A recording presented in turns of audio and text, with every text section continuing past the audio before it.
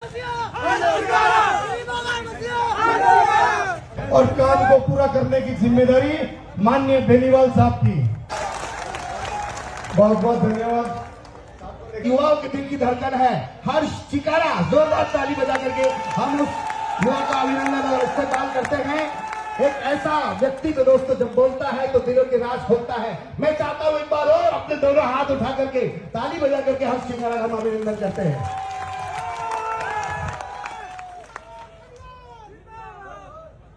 सम्मानित बुजुर्ग, नौजवान साथी, आवाज सुन रही मातर शक्तियां, आप सभी के चरणों में हरियाणा से आए आपके बेटे, आपके बच्चे हर्ष चिकारा की हाथ जोड़कर राम राम।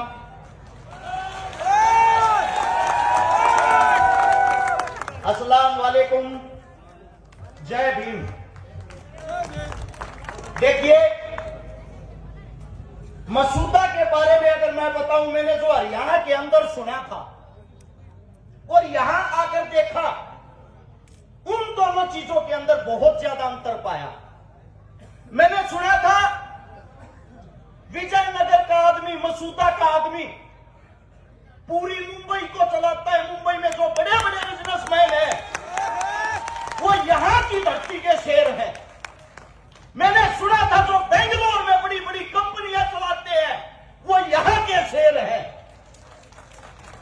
लेकिन एक बहुत बड़ा दुर्भाग्य, जब मैं विजयनगर के अंदर आया तो यहां के इतने बड़े बड़े इंसान, इतने बड़े बड़े उद्योगपति, इतने बड़े बड़े धन्ना सेठ होते हुए आज तक विजयनगर का विकास क्यों नहीं हुआ? सोचने की बात है साथियों। ये आप एक वो इंसान हो, आपकी स्टेज के माध्यम से पूरे हिंदुस्तान को एक बात बताना चाहता हूं। जो हमारे बीच हिंदू मुसलमान का जहर बोलते हैं, उनसे एक ही बात कहूंगा, एक चक्कर मसूदा का लगाना और यहां आकर चीता, मेराज और काठात को देखना, जिनके घरों में हिंदू और मुसलमानों का क्या भाईचारा और क्या मेल मिलाप आप लोगों को देखने को मिलेगा। यहां पर अगर एक बेटे का नाम शंकर होता है तो दूसरे बेटे का नाम शहजाद होता है। यहां पर ईद और दिवाली एक साथ मनाई जाती है। यह खूबसूरती है यहां के लोगों की, यहां की जनता की। आप सभी साथियों को एक बात बता देता हूं, जो आप लोगों के, आपके बीच से जो देश के जवान बॉर्डर पर रक्षा करते हैं, अगर उनमें कोई सबसे ज्यादा संख्या में फौज को ज्वाइन करता तो वो आपकी धरती है, आप लोगों की। यहां छोटे से 5 साल के बच्चे को जब मां उठाती है, कहती है बेटा मेहनत कर, दौड़ना शुरू कर, तुझे देश का रक्षक फौजी बनना है। और जब वो 18 साल का वो बच्चा हो जाता है, फौज में नौकरी करने के लिए जाता है, ड्रेस पहनकर जब अपनी मां से आखिरी विदाई लेता है, उसकी मां छाती ठोककर अपने बेटे को कहती है, अगर हिंदुस्तान पर तनिक सी आंच आ जाए, सबसे पहले कुर्बानी बेटा तू देगा, क्योंकि तू एक मसूदा की धरती का लाल है। सलाम करता हूं इन मातर शक्तियों को, जो आप लोग अपनी कोख से ऐसे देश के लिए जान देने वाले योद्धा पैदा करती हो। लेकिन दुख, दर्द, तकलीफ एक जगह आती है। आप लोगों के बीच से पहले एक विधायक था, मैंने कई बार सुना है, बहुत ज्यादा जहर उगलता था हिंदू मुसलमान को तोड़ने के लिए। आप लोगों ने उस विधायक को घर बैठाने का काम किया। उसके बाद अगर यहां का विकास नहीं होता है, उसका एक ही कारण है।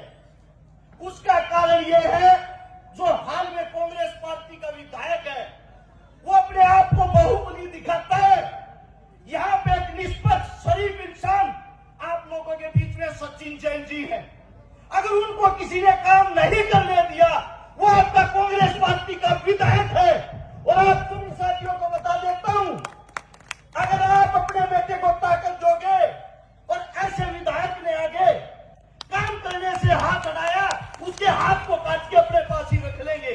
ये ताकत हमारे अंदर है। आपके बीच दो योद्धा दो शेर, वो ऐसे शेर। यही समय था, नवंबर का महीना, ऊपर से ठंड गिर रही थी। हरियाणा के अंदर एक आंदोलन चला था, किसान आंदोलन। मैं उस आंदोलन का गवाह हूं। मेरे पैर पे आज भी चोटों के निशान है। अगर आप ये सोचते हो बीजेपी आई आप लोगों का भला होगा, तो आप लोगों का बहन दूर करता हूं।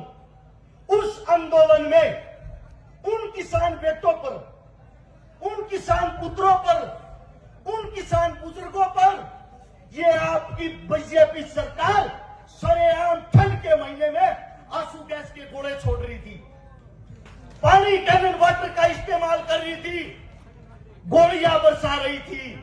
उस आंदोलन में 750 किसान शहीद हुए। दिन रात हम लोगों ने आप लोगों के लिए वहां बैठकर उस सरकार को झुकाने का काम किया। वो जो कहते थे ये मोदी है, ये नहीं झुकेगा, उस मोदी को हमने उस आंदोलन में कोटा किया और वो कानून वापिस करवाए।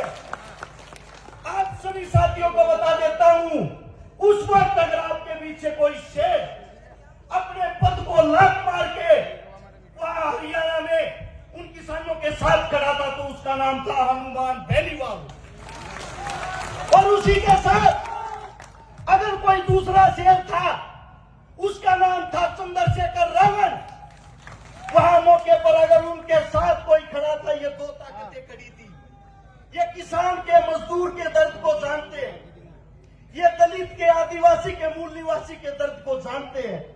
और आप लोगों का भला जब तक नहीं होगा, आपके बीच से आपका बेटा कुर्सी पे नहीं बैठेगा। मैं आप सभी साथियों को बता देता हूं, जो ये सोचता कांग्रेस आप लोगों का भला करेगी, अब 5 साल से आपके बीच कांग्रेस ही थी, भला किया क्यों नहीं?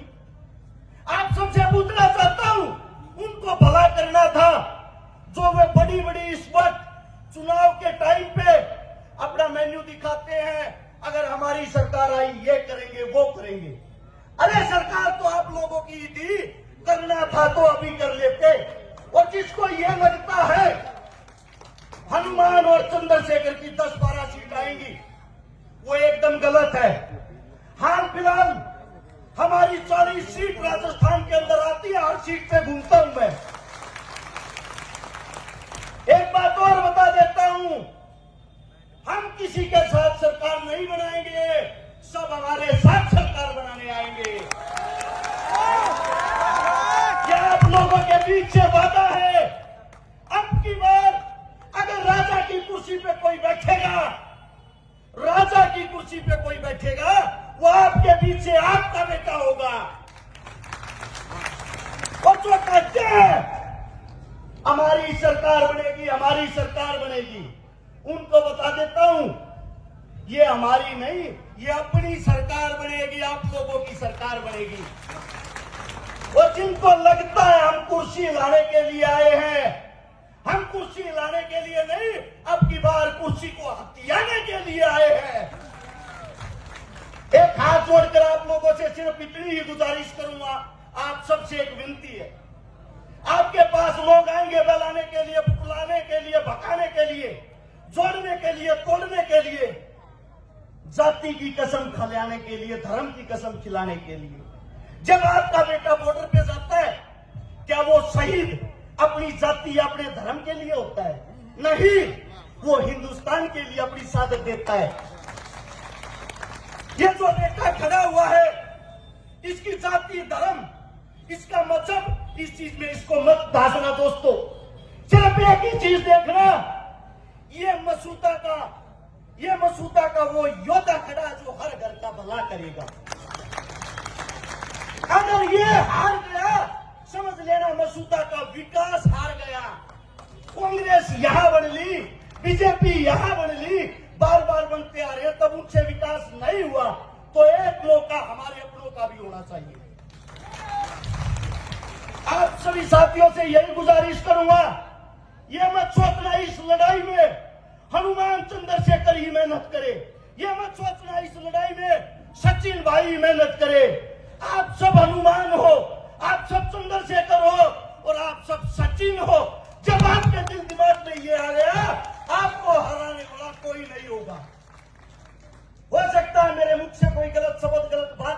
हूं, आप ही का बेटा हूं, आपका बच्चा हूं।